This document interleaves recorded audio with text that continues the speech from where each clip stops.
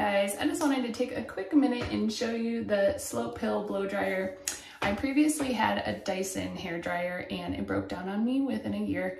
So I was like, I'm not spending my money on that product again, on that brand. I saw good reviews on this. I thought I would give it a shot. As you can see, I've got long hair. It's very thick. It typically takes a really long time to dry. So I was looking for something pretty powerful.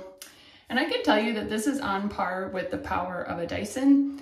It's not as quiet, but it does an awesome job. And you can see that my hair is still pretty wet. I had like my microfiber towel on. So it did get dried by that quite a bit because I had it on for about 40 minutes.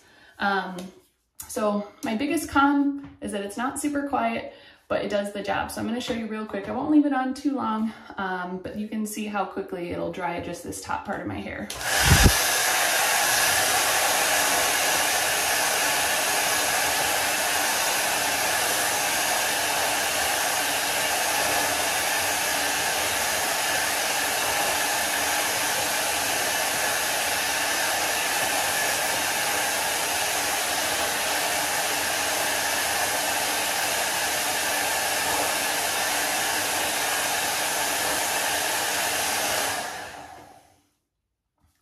So you can see that that top part is pretty much dry. I would say it'll take me less than 10 minutes to finish my hair. So if you're like me, you have long, thick hair, I always do a microfiber towel first if I have time.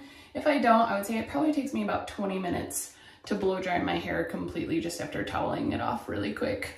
But it does an awesome job. It's got included like straight hair and diffuser attachments.